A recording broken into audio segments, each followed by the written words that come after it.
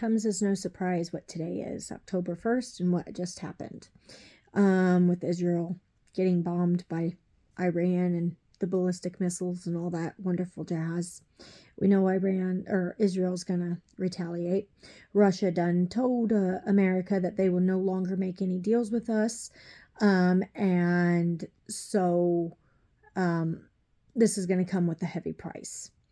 Our soldiers, they're not sending over there because they're stuck at Hurricane Helena helping them, and they're going to be stuck there for 2 weeks. I actually heard that on the radio today, actually on the K-Love, and there's the was it Hope Convoy, the convoy people that are out helping with getting care packages and stuff ready for people and helping out with FEMA and stuff.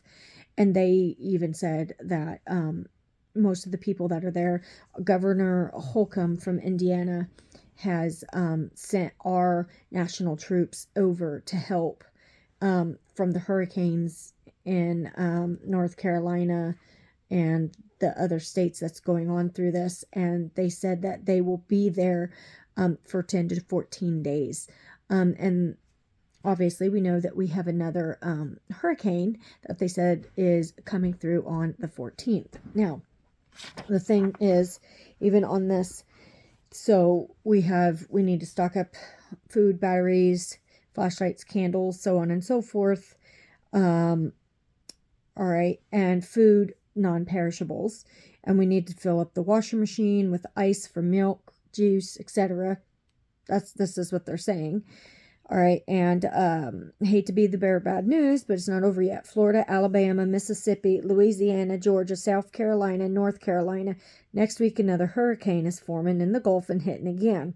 This storm's going to happen on October 3rd through October 12th. And we see a total of 3 forming. Now, there's other news sources that saying this isn't true. Okay. It is true. We've all been seeing it. We all know exactly where we're at with the Feast of Trumpets. And they're also saying that this is a massive, even more powerful hurricane. Okay, and I don't know, my printer does not want to print. Like, you can even see, this was over on a different channel that I seen. But, like, look how massive this is. It is stinking enormous. All right. So, and there's that. And with the shipping ports closed from New York on all the way down through, Texas. They don't know how long they're going to be shut down. And they're telling everybody to stock up. Costco, lots of places are already out of water, toilet paper, and things like that. So I would get stocked up. They're also talking about the big earthquake that's rumbling, and they've been talking about going through Indiana. I don't know where that source is at this moment, so I cannot attach it to this video. When I find it, I will attach it. But I want to read you guys a couple very wow type factors. But before I do, today has been an amazing day. If you guys notice, like, my eyes are kind of puffy. They're burning really, really bad. And they've been burning all week. And nobody else's is. It's just my eyes. And I'm not sick and I'm not congested. I don't have all that. It feels like a chemical burn. And I think there's chemicals from what the hurricane has brought in through the wind in our area, and my eyes are sensitive to it because my body is very, the closer we get to the return of Jesus and the more that these events are, I end up, I sense everything. I feel it more than the average person. Okay. And so, I was out in my garden. I finished up my canning. I did 24 acorn squashes, and I was going to pull up all my plants and be done because they're brown. And I'm like, okay, they're done. Went out there today. I picked all the rest of my watermelon, which was like 8 or 9 of them. And I was like, yes, I can be done. I was going to pull up the corn stalks. They wouldn't come out of the ground. I'm allergic to the corn anyway, so I'm like, okay, whatever. I noticed something. I went on a 4-mile walk. I was feeling this good, by the way. Danced for 2 hours jamming to music from all of these events. I'm that excited for the Lord. And on top of that, I'm just feeling good. And I'm in my garden and I'm like dancing and I kicked something. It was another daggone watermelon hiding. So I pick it up and I look and I said, what is this? I look down. I kid you not. All of my cantaloupe plants that died, every one of them have brand new big blooms as if I just freshly planted them all over the garden. They're reproducing. Okay, this is October 1st, mind you. Now, I go over by my peppers. I only planted 10 pepper plants. There's at least 70 or 80 of them. Every one of them has peppers on them. I have cucumbers still. I thought I pulled all the plants up. And I have tomato galore. I looked up in the sky and I said, I know why. This is because of those who get left behind. This is for plenty. When I asked God this year to bless and pray for my garden for an abundance of a harvest so much that I don't know what to do with, God said, I got you. And I'm telling you, this is why. He knew the time that I was going to be in, the time we was going to go home. The rapture was going to happen. Perfect, absolute perfect timing. Okay, and now, to some, this isn't a big deal. I don't use my Facebook for ministry anymore. I don't care. I just was led off of it. And I don't use my Snapchat for that, but I have Snapchat for family. But today I was led strongly to pretty much witness on it. And I just started posting stuff on there. And I was just like, I don't know. I felt like it was like the last warnings. And, I started getting these last minute jitters. I'm all excited dancing and stuff. And then it just hit me. I said, oh my gosh, what if? What if all this stuff happens and then nothing happens? So I'm going to read this. And I know you all can feel this.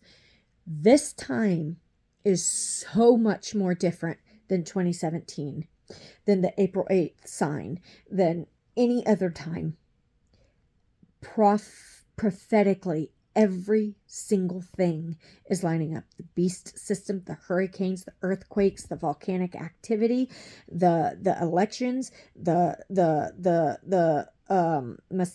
Messiah. We have the red heifers, the temples, the what is it? I'm having a brain fart. Hold on. The Antichrist, the elections, and so on and so forth. And then we have the collapse of the economy, the US dollar going, the digital biometric system, all of it, same timing. I mean, okay, so now I'm going to dive into these. I want to read you this stuff. So, Trump warns of a global catastrophic following Iranian missile attack on Israel. So the president said, bash Biden and Harris in the wake of the Iranian missile attack on Israel, arguing if Harris is elected in November, it would lead to mass global chaos. Okay, well, we already know that. Why is he saying that? Well, he's saying that because it's the truth. Everything is lining up again. And I know it's just his word. Okay, but I'm just saying, like, everything is saying catastrophic. It's no longer saying, this is going to end badly or whatever. Just like Obama said, red wedding, October surprise. Remember all of that when he was president and he started talking about that stuff? Guess what? We're in October. October 1st to be exact. Now, Donald Trump hints at the idea for a purge-like day. Going to read you this. For those unaware, The Purge is a dystopian action horror anthology film franchise that centers around a United States which holds an annual tradition that allows all crime, including murder, for a 12-hour period. Trump floated the idea at his rally in Pennsylvania this past Sunday as a good thing. However, in Trump's spin-off version, the twist is that it's only cops who get to do what they want. Reminder that Trump proudly accepted the endorsement of the Fraternal Order of Police, an official branch of Freemasonry. Defund the police, back the blue, Orbo ab KO. Fun fact, in 2017, Jared Kushner hired the PR chief from the third installment of the film's franchise, The Purge, election year, as lead communications for the White House Office of American Innovation. The film's tagline, "Keep America Great," became the same slogan used by Trump for his 2020 campaign. And now we have this. How more scripted can you get, right? I mean, come on. And in Revelation 17, what does it says? The harlot. It's Mystery Babylon the Great. Make America great again. The harlot brings America down. I don't care who wants to sit there and say that Babylon is the Roman Empire. It's not fitting biblically. It's impossible. It is America. Okay? So, now, and this is by Karen Babcock. So this is the Feast of Trumpets, which is October 2nd through the 4th. And during this holy convocation of the Lord, the world will witness a once-in-a-lifetime event. Listen to that. And an unforgettable celestial show. A new star in the night sky and a ring of fire, an annual solar eclipse of 2024. It's time to start looking up. Jesus is coming. The solar eclipse will occur on October 2nd, which is tomorrow, during the Feast of Trumpets, and this aligns perfectly with the celebration of the new civil Jewish year during Rosh Hashanah, called the head of the month of Tishri, marking the new year 5785. On this day, we will witness a spectacular annual solar eclipse creating a ring of fire, along with the appearance of a new star, the Star of Jacob, marking the upcoming fall feast, starting with the Feast of Trumpets, followed by the Feast of Atonement, and including with the Feast of Tabernacles. Now, follow along with this. This is awesome. All spring feasts have been fulfilled in perfect order by Jesus. The best way to predict the future is by looking at the past, because we know that history repeats itself, right? And the fall feast will be fulfilled in the same way. Feast of Trumpets, the Rapture. Feast of Atonement, Second Coming. The Millennial Reign, Feast of Tabernacles. Star of Jacob is for the Jews. And soon, our night sky will welcome a special guest star, T. Corona Borealis. It's expected to explode into a bright nova soon, shining so bright that its rival Polaris, the North Star. Okay, this is going to have me cry. There's a... Okay, do you guys remember on my old channel in about how I talked about my twins, and September 27th, 2006 they was born. They lived for 4 hours and died in my husband's arms. Okay, well, for up 2015, 16, 17, and 18, I was revealed about how that dealt with twins in the constellation. Okay, well, then I heard nothing about it. I didn't get any more revelation about it. Well, the Beetlejuice Nova experience deals with the twins. It has a twin. It deals with this. So, not only was it dealt with my twins on September 27th, but it dealt with this exact same stars. You see what I'm saying? The twin sisters. So I'm just like mind blown. I get to go see my babies soon. They're going to be waiting up there for me. we are literally getting ready to go home. I am so excited. Oh, okay. And so, anyways, and it says the last time that this erupted was nearly 80 years ago. And this is a lifetime event. Why is that important? Because God said that 80 years ago is... I'm sorry. Because the fig tree generation deals with the 80 years. 70 years determined upon their people, right? And then if by strength, 80 years. We're at, what, the 76th year? Completely going on, right? Finishing it up. I mean, come on now. This is all correlating together, and it's perfect. And then we need to be in a state of watching and waiting at all times. The rapture is literally about to happen. There is nothing. Oh, hold on. Be vigilant and ready, just as Jesus teaches us in the parable of the thief in the night. He is the thief, and we are his treasure. He is coming to redeem his prized possession. Okay, his church in the night, to take the church out of this world, and no one will see him but us.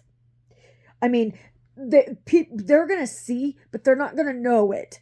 It's going to be a loud clap of thunder to them, as the Bible describes, right? Or a bright light. And I believe that happened. All of this is going to just simultaneously pop off. People's going to be confused what happened. And that's why you see in most movies where it looks like an alien invasion, or like a whoop, like a flash or a bang, because that's pretty much what it's going to be like. It's going to happen so fast.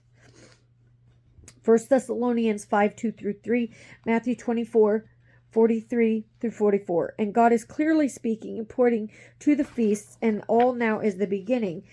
And is the ring of fire a sign for the church, where Jesus is calling his bride home for the marriage supper of the Lamb, getting married?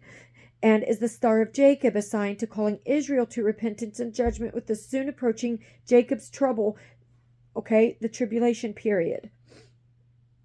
And then the church, the signs in the heavens, Israel at war, the UN calling for peace and security, with the new agenda for peace, a key component of the summit of the future, and the world preparing for World War III, which we just announced today that is officially started. So time is running out, and we are literally going home. And so you need to believe in the gospel. 1 Corinthians 1-4. Can't add to it, can't take it away. Now, what I'm going to say, you have any type of anger, bitterness, hostility, lust, hurt, anything in your heart, disregard it. Give it to God. It's not worth it. Don't hold on to it. Matthew 6:19-21. Do not conform to the things of this earth, where moth and rust destroy and thieves break in, right? For store your treasures in heaven, for where your heart is, there your heart be also. Meaning, Jesus is about to return. There is nothing in this world, nothing, that you need to be a part of. None of these things, these emotions, these problems are earthly. They're not heavenly. So they're not even worth keeping and holding on to. They're so minimal. We need to be jumping for joy. Who cares? You lost a job. You lost your home. You lost your marriage. You're scared. I don't know what your circumstance is. I'm not mocking you. I'm not making fun of you. Not saying it's important. I'm just saying, like, I'm going through a lot right now. A lot. But compared to what I have coming and what I see around and the signs all converging, who cares? I'm untouchable because I am Christ's. I belong to him and him alone. He has a shield over me. I have a light over me. Nothing can come harm me. Nothing. He is literally coming to take me home. Go home. Marianne. You know, when he blows that trumpet and he calls my name, I'm gone. I mean, I don't take that problem with me. Why worry about it? Why fret on it? Praise him through the storm. These storms are happening because it's the fulfillment of the prophecies that are to come. That's why all these bad things are happening. That's why so many people are in turmoil. These are the judgments that's coming. This has to come to pass. For you to sit there and be like, oh, you know, we have such deep sorrow and stuff for our loved ones. I do too. But you can't worry about them. God's got them. You have to trust him. You've said your piece to them. Let them go. Give them to God. It's time to work on you. It's time to focus on you and your eyes on that sky, because he is coming and you know it. Every single sign that God has told us, Matthew, Mark, Luke, John, Ezekiel, Isaiah, Daniel, Revelation, even in Jude. I mean, we are here. You cannot debunk it. I mean, this is the most exciting, nervous time. It is like a child at Christmas time waiting on that just for that alarm to just wake up. As soon as you wake up, you know that Santa came, that you've got that present, that he's coming, that it's coming, and you got all that excitement, you know. And I'm excited. I cannot wait. I can't contain myself. The joy of the Lord is so strong. Keep that joy. This is what he wants us to have. So when you have your lamps lit, it's not just that oil to keep it burning of, you know, loving God and you know, watching and waiting. It is pure joy. It is the literate emotional connection you have with Christ for the watching and the waiting, with the spiritual connection that you have with him. We are dying to self to gain with Christ. Obviously, we're not going to die completely before we go to heaven. I mean, some people do. But what I'm saying is the rapture is any day, anytime, any given moment. You cannot let anything get in your way. Nothing. No one. Somebody makes fun of you. Somebody makes you angry. I'll pray for you. Turn around, walk away. Who cares? Not worth it. Why? Why let him steal your joy? Why let him steal your crown? And think about this. If Jesus was standing right there in front of you, would you act that way? Would you say that to that person? Would you feel that way? No, you would not. If you knew that you had 15 minutes before the rapture, how would you act? What would you do? Think about that. 15 minutes left on this earth before the rapture. You'd be screaming from the rooftops. You would be beside yourself. Keep that emotion. We are going home. See you there in the air. God bless.